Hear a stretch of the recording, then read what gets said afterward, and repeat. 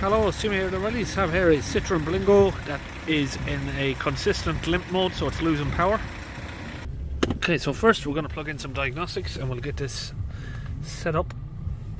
Okay, so I was just doing a Renault Traffic, so we're going to exit that one and we'll start on this Citroën Berlingo. Okay, so I'm going to go to the VIN, do an auto search. This scan tool I'm using is a Thinkcar 689BT. It's an actual brilliant tool for the money. Under £500. It's got free lifetime updates, so you don't never have to pay to have the software updated on it. It's a Bluetooth dongle.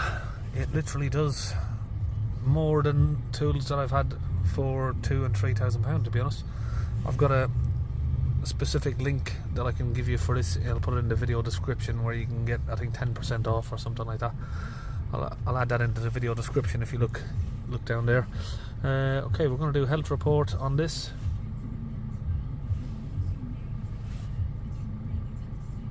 Okay, so this is the fault code we have, P0087. Now, I just had a little thought off camera. One of my first videos I'd done, I think 3 or 4 years ago, was regarding this fault code. Citroën, Peugeot and Ford, Volvo vehicles that are all fitted with this 1.6 HDI engine. And I'm going to give you a little clue here on what I'm looking at. So if we start the car up, or van, 21,150 miles overdue on a service. So it hasn't had a service for maybe 40,000 miles. I think these are set at around about 20,000 or 18,000 miles, and it's 21,000 miles over that, so close to 40,000 miles since it's had a service.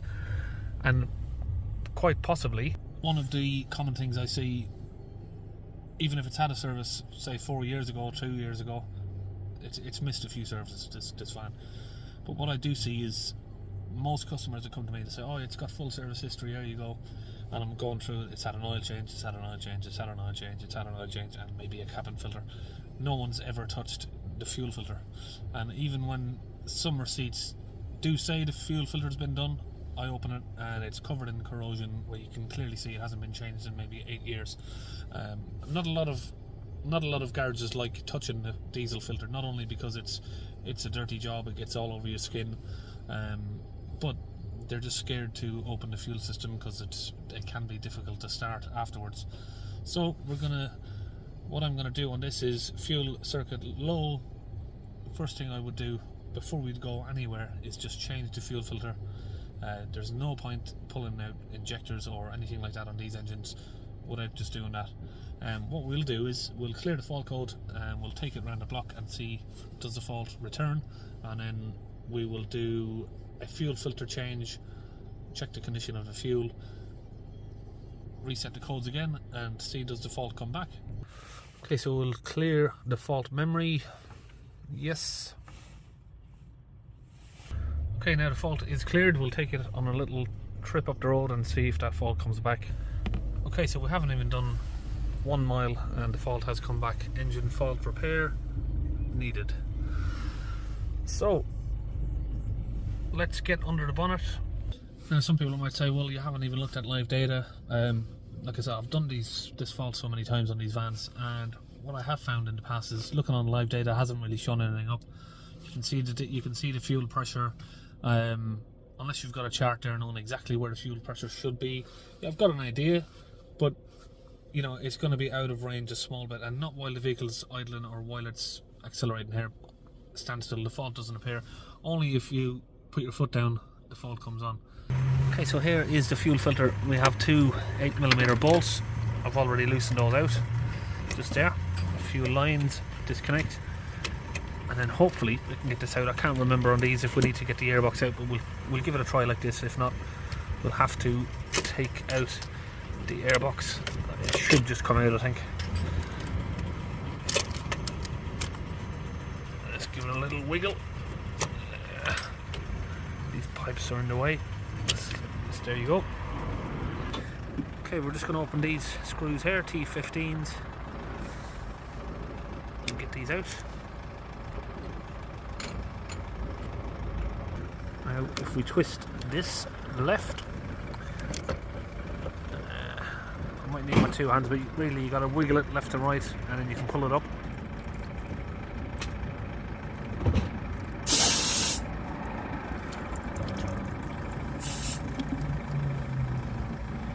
You can see the water there floating in that. We'll just place our new gasket onto the new fuel filter. Okay, now that the fuel filter is all in place, I'm going to have a little vacuum pump here. We're going to keep pumping this up. This is going to drag some fuel back into the new filter. Now we might have to pump this for a couple of minutes to get it to fill up.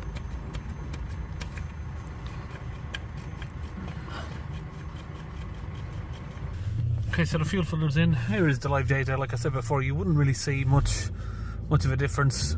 You'd have to keep a very strong eye on it to know if it's out of where it should be, out of the parameters. But like I said, these vans, we've done so many. The whole thing is experience, and that's what it comes down to.